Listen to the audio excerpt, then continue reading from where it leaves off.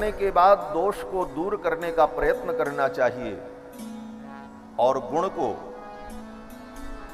दृढ़ करने का प्रयत्न करना चाहिए। यही सत्संग का परम फल है। इसीलिए मानव जीवन में सत्संग बहुत आवश्यक है। जब तक सत्संग नहीं हुआ तब तक अपने गुण दोष का भी परिज्ञान हमें नहीं हो सकता।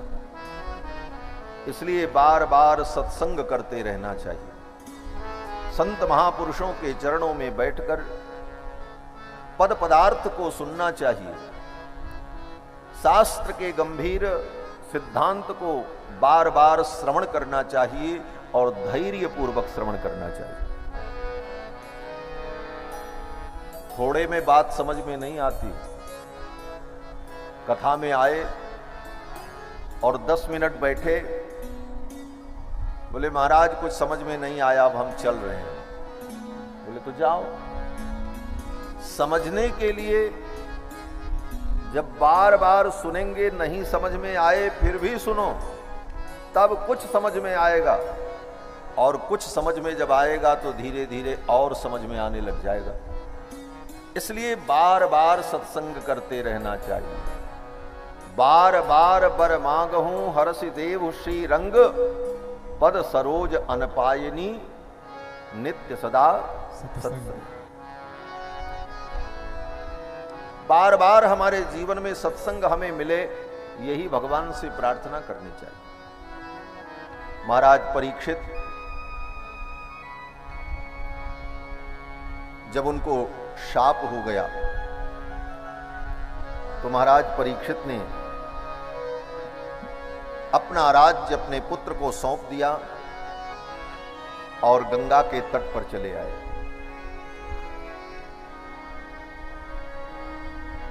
गंगा के तट पर महाराज परीक्षित जब आए तो ये समाचार बड़े बड़े ऋषि मुनि महात्माओं ने सुना। वे सब मुनि महात्मा दया के परवश होकर महाराज परीक्षित के इस दुख की घड़ी में उन्हें सांत्वना देने के लिए और उन पर कृपा करने के लिए बड़े बड़े ऋषि मुनि महात्मा वहां पधारे गंगा के तट पर। और चर्चा होने लगी, क्या किया जाए। किसी ने कहा योग करना चाहिए,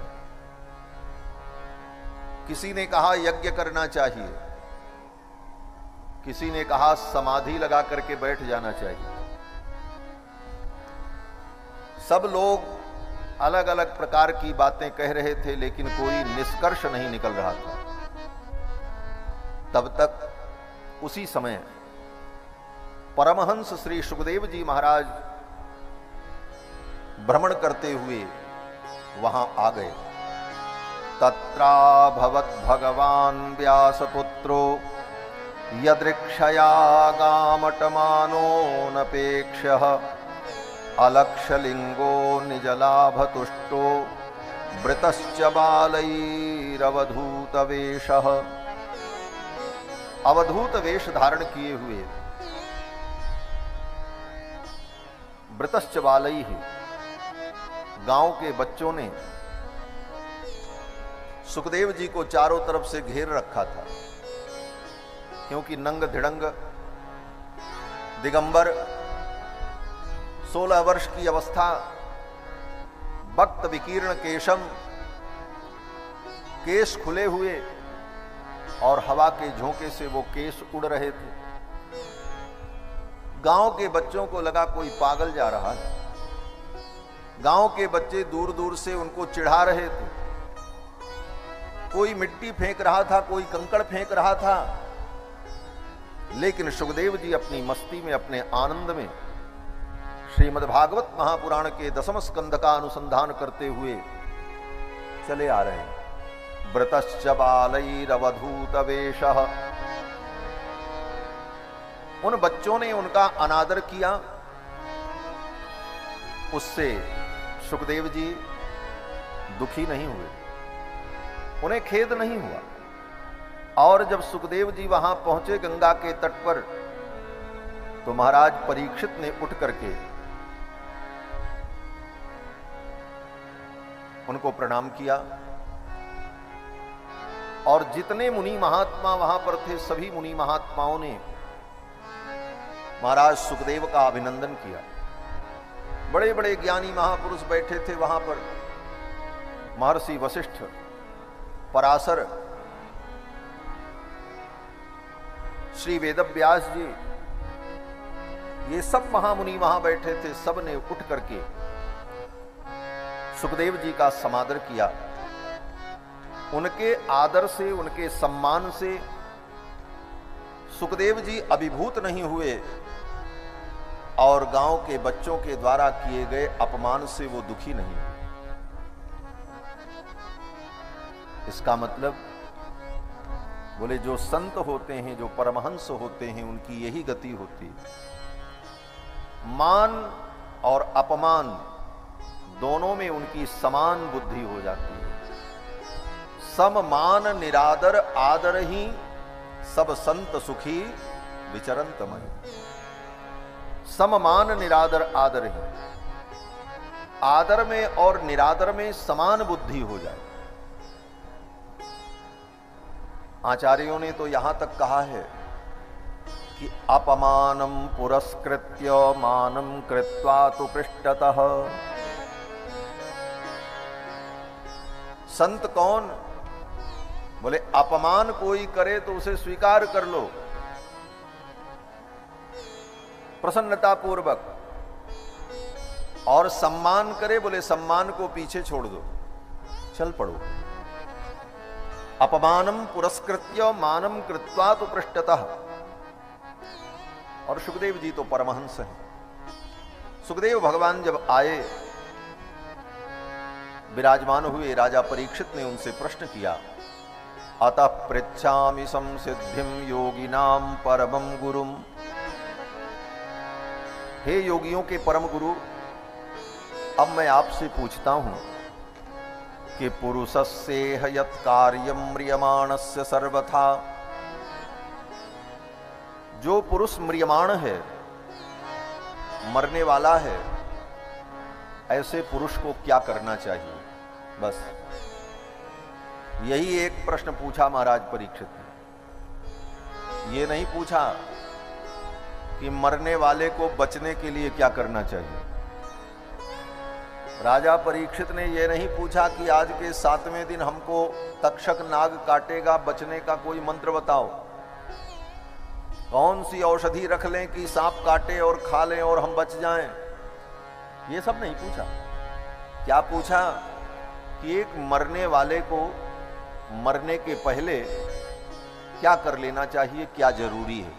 बस अतः पृच्छामि संसिद्धिम योगिनाम परमं गुरुम पुरुषस्येह यत् कार्यं म्रियमाणस्य सर्वथा। सर्वथा म्रियमाण व्यक्ति को क्या करना चाहिए? यत् श्रोतव्यम मथो जप्यम। उस मरने वाले व्यक्ति को क्या सुनना चाहिए, अथवा जप्यम, किसी मंत्र का जप करना चाहिए। यत् कर्तव्यम निभि प्रभो। उसका कर्तव्य क्या है, उसे किसका स्मरण करना चाहिए। स्मर्तव्यम भजनीयम वा, अथवा उसे किसी का भजन करना चाहिए। ब्रूहि यद्वा विपर्ययम्। इसके अतिरिक्त अगर कुछ और करना चाहिए तो आप कृपा करके हमें निर्देश करें कि एक मरने वाले व्यक्ति को क्या करना चाहिए। और इसी प्रश्न का उत्तर देते हुए सुखदेव जी ने राजा परीक्षित को कथा सुनाई। इसी का नाम भागवत है। इसी प्रश्न का उत्तर है भागवत कथा। और ये प्रश्न हमारा आपका भी है, क्योंकि हम आप सब मरेंगे। और मरने वाले व्यक्ति को मरने के पहले क्या करना जरूरी है, यही भागवत सिखाती है।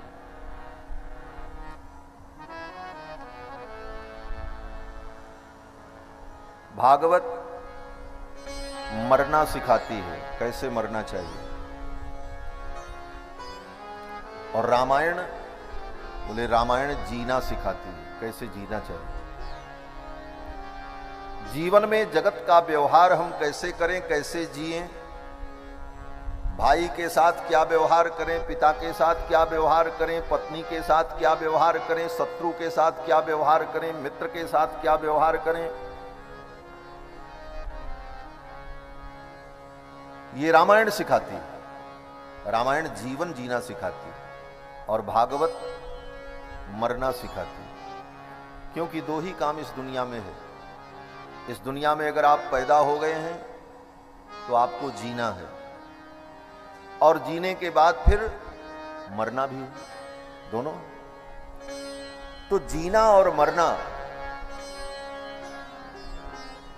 इसी दो में सारा जीवन है। इसी को जीवन कह लो, जो भी कह लो। तो जब तक हम जिए कैसे रहें, ये रामायण सिखाती है। और मरने के पहले अपने बुद्धि को, अपने मन को, अपने हृदय को हम क्या समझाएं, कौन से ज्ञान का अनुष्ठान करें, ये भागवत सिखाती है। राजा परीक्षित ने जब प्रश्न किया तो सुखदेव जी बड़े प्रसन्न हुए। सुखदेव जी ने कहा, राजन तुमने बहुत सुंदर प्रश्न किया है। वरीयाने सते प्रश्न, हे राजन तुम्हारा प्रश्न बहुत श्रेष्ठ है। राजा परीक्षित के प्रश्न को सुन करके सुखदेव जी प्रसन्न हो गए। अर्थात सुखदेव जैसे ज्ञानी, सुखदेव जैसे विरक्त महापुरुष जीवन में मिलें तो उनसे संसार का प्रश्न मत करो। आजकल लोग साधु महात्मा को यही समझते हैं कि हमारी जो सांसारिक समस्या है उसका समाधान महात्मा के पास होगा। हम जाएंगे, महात्मा जी हमारा सब बिगड़ा काम बना देंगे। हमारा बेटा बीमार है, बाबा जी ठीक कर देंगे। हमारा कारोबार बंद हो रहा है, बोले बाबा जी ठीक कर देंगे। बोले इन आशाओं को लेकर के जो महात्माओं के पास जाता है और इन प्रश्नों को सुन करके जो महात्मा प्रसन्न होकर के उत्तर देते हैं, बोले वो दोनों संदिग्ध हैं। महात्माओं के पास जाकर के ये मत पूछो, संतों के पास जाकर के ये पूछो भगवान कैसे मिलेंगे, भगवान के चरणों की भक्ति कैसे मिलेगी, संसार में मेरा जो मोह है ये मोह कैसे छूटेगा, हमारा अज्ञान कैसे दूर होगा, सर्वत्र कण कण में मुझे भगवान का दर्शन कैसे होगा, संसार में जो गुण और दोष हमें दिखाई पड़ रहा है, ये गुण दोष देखने की बुद्धि कब समाप्त होगी, कब हमारे जीवन में समता का भाव आएगा, ये प्रश्न महात्माओं से करना चाहिए। लेकिन आज स्थिति ये है कि महाराज अज्ञानियों का बहुत बड़ा समाज इन्हीं प्रश्नों को लेकर के दौड़ता है और ठगने वाले बाबा लोग दरबार लगा लगा करके बैठ जाते हैं और बड़े पैमाने पर एक सिस्टम खड़ा होता है और फिर दुकान चल पड़ती है। वस्तुतः ये सब अनुचित है। संसार की जो समस्याएं हैं, रोग व्याधि और अनेक समस्याएं, वो समस्याएं दो चीजों से ही सुधर जाती हैं, एक बुद्धि और दूसरा धन। बस संसार के सारे काम बुद्धि और धन से होते हैं। इसलिए सांसारिक कार्यों के लिए बुद्धि का उपयोग करो, बुद्धि के द्वारा उसका समाधान ढूंढो। बात बिगड़ गई है तो कैसे बनेगी उस पर विचार करो, रास्ता मिलेगा। और ये सोचे कि कोई बाबा जी मिलकर के चमत्कार कर देंगे, चुटकी बजाते सब कुछ बदल जाएगा, बोले इस भ्रम में पड़े तो तुम अज्ञान के गर्त में गिरोगे, घोर अज्ञान के गर्त में जाओगे। संसार की बड़ी से बड़ी समस्याएं बुद्धि और धन से हल हो जाती हैं। इसलिए सांसारिक समस्याओं के लिए संत महात्माओं के पास जाकर के कहना ये उचित नहीं है। संत महात्माओं के पास जाओ तो उनसे प्रार्थना करो हमारी बुद्धि कैसे शुद्ध हो, भगवान के चरणों में हमारा मन कैसे लगे, हम अपने इस मनुष्य जीवन को धन्य कैसे बनावें। इस प्रकार का प्रश्न जब कोई व्यक्ति करता है तो महात्मा प्रसन्न होते हैं। जो सच्चे महात्मा हैं उनको बड़ी प्रसन्नता होगी, ये सच्चा व्यक्ति मेरे पास आया। सुखदेव जी बड़े प्रसन्न हुए और राजा परीक्षित को साधुवाद दिया। बरीयाने सते प्रश्न कृतो लोकहितम नृप। राजन, तुम्हारे इस प्रश्न के उत्तर में लोकहित निहित है। तुम्हारे इस प्रश्न के उत्तर से तुम्हारा ही कल्याण नहीं होगा, अपितु लोक का भी कल्याण होगा। और ये कहते हुए सुखदेव जी उपदेश देने लगे। सुखदेव जी ने कहा कि श्रोतव्यादीनि राजेंद्र नृणाम संति सहस्रशः। राजन, सुनने के लिए तो बहुत विषय है। श्रोतव्यादीनि राजेंद्र नृणाम संति सहस्रशः।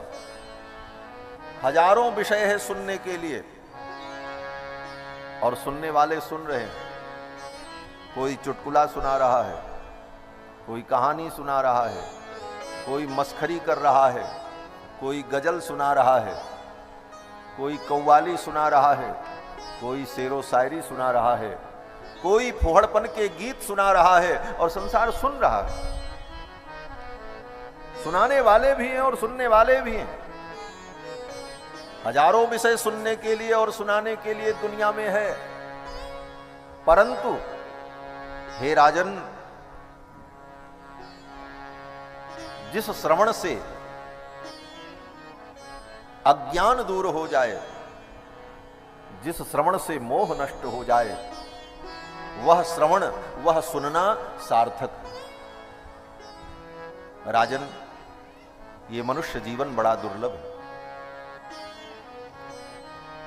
कितना दुर्लभ है? बोले अनेक जन्मों का जब पुण्य प्रकट होता है, और केवल पुण्य ही नहीं, भगवान की करुणा प्रकट होती है, तब जीव को मनुष्य जन्म मिलता है।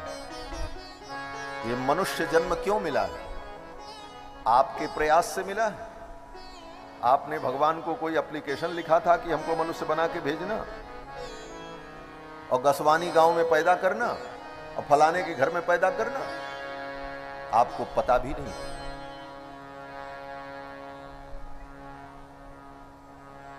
लेकिन भगवान ने कृपा करके मनुष्य जीवन दिया। ये भगवान की कृपा है। लोग कहते हैं भगवान की कृपा मेरे ऊपर नहीं है। भगवान की कृपा तो खूब है, लेकिन उस कृपा का तुम अनुभव नहीं कर पा रहे हो। कृपा तो हर क्षण भगवान की है। पहली कृपा यह है कि तुम इस धरती पर हो, ये भगवान की कृपा है। उनकी कृपा न होती तो तुम रहते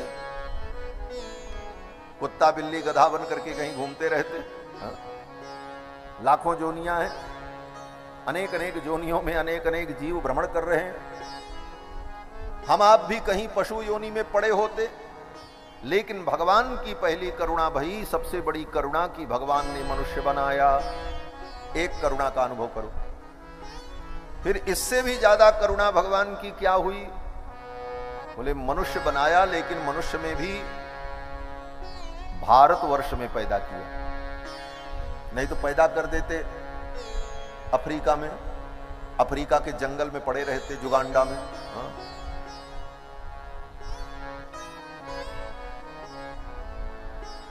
भगवान क्या है, परमात्मा क्या है, कभी पता ही नहीं चलता। मनुष्य तो वो भी, लेकिन भगवान ने भारत जैसे देश में पैदा किया। इस धरती पर सर्वोत्तम भूमि अगर कोई है तो भारतवर्ष है। यद्यपि सब भूमि अखंड है, परंतु उस अखंड भूमि में भी भारतवर्ष जो खंड है, भारतवर्षे भरत खंडे, ये खंड कितना पवित्र है। बोले इसी से आप अंदाजा लगा लो कि भगवान भी इस धरती पर आते हैं तो भारतवर्ष में ही आते हैं, अमेरिका जापान में नहीं पैदा होते। भगवान भी अवतार लेते हैं तो भारत में ही अवतार लेते हैं। आप कहोगे कि ये तो आपके धर्म के अनुसार भगवान यहां पैदा होते हैं, दूसरे धर्म वाले तो इस बात को नहीं मानते। सच्ची बात तो यह है कि दुनिया में दूसरा कोई धर्म ही नहीं है, धर्म तो एक है, धर्म दो होता ही नहीं, धर्म एक होता है, और धर्म के अतिरिक्त जो होता है वो अधर्म होता है, बस तीसरा विकल्प ही नहीं होता है। जो तार्किक व्यक्ति हैं वो समझ सकते हैं धर्म दो हो नहीं सकता, धर्म तो एक होता है, और धर्म के अतिरिक्त जो कुछ है वो अधर्म है। इसलिए धर्म तो केवल सनातन धर्म है, इसके अतिरिक्त दुनिया में धर्म के नाम पर जो मत और मजहब हैं वो सब अधर्म है। धर्म तो केवल सनातन धर्म। लेकिन चलो थोड़ी देर के लिए हम मान लेते हैं, दुर्जन तुष्यत न्याय न, इसको दुर्जन तुष्यत न्याय कहा जाता है। दुर्जन व्यक्ति को समझाने के लिए थोड़ी देर के लिए उसकी गलत बात को भी मान लिया जाता है। चलो ठीक है, तुम्हारी बात हम मानते हैं, लेकिन अब आगे समझो। उसको समझाने के लिए कुछ क्षण के लिए उसकी गलत बात भी मान लेते हैं, इसको कहते हैं दुर्जन तुष्यत न्याय।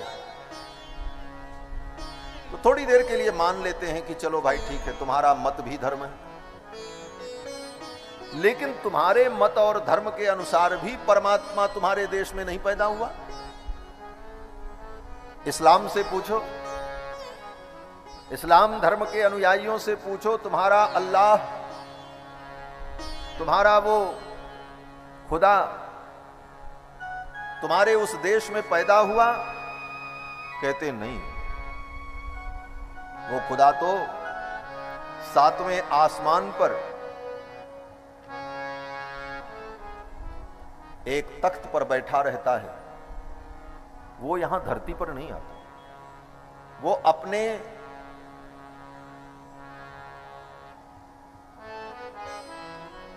व्यक्ति को भेजता है। किसको भेजता है? बोले हमारा पैगाम लेकर के जाओ, संसार को बताओ। स्वयं नहीं आता। इस्लाम यही कहता है, अल्लाह धरती पर नहीं आते, वो अपना पैगाम भेजने के लिए जिसे भेजते हैं वो पैगंबर होते हैं, पैगंबर आते हैं, लेकिन वो खुद नहीं आता। तो तुम्हारे भी भगवान नहीं आए इस धरती पर। यही स्थिति ईसाई धर्म की। ईसाई धर्म में भी यही कहा, वो गॉड, वो परमात्मा धरती पर नहीं आता, वो तो अपने पुत्र को भेजता है। किसको भेजा? बोले यीशु को भेजा, क्राइस्ट को भेजा। जाओ संसार को रास्ता दिखाओ, स्वयं नहीं आया। तो दुनिया के किसी भी मत और पंथ के अनुसार दुनिया की किसी धरती पर ईश्वर का अवतार नहीं हुआ। अगर कहीं अवतार हुआ तो इस भारतवर्ष में हुआ, और रामकृष्ण के रूप में। ये भारतवर्ष। तो इस भारतवर्ष में अवतार लेने के लिए, जन्म लेने के लिए भगवान भी लालायित रहते हैं।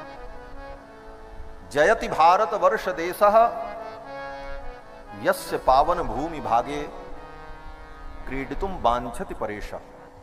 परमात्मा भी जिस पावन भूमि में क्रीड़ा करने के लिए वांछा करता है, आकांक्षा रखता है, ऐसा ये भारतवर्ष। ऐसे भारतवर्ष में भगवान ने तुमको जन्म दिया, ये क्या कृपा कम है? और उसके बाद भारतवर्ष में भी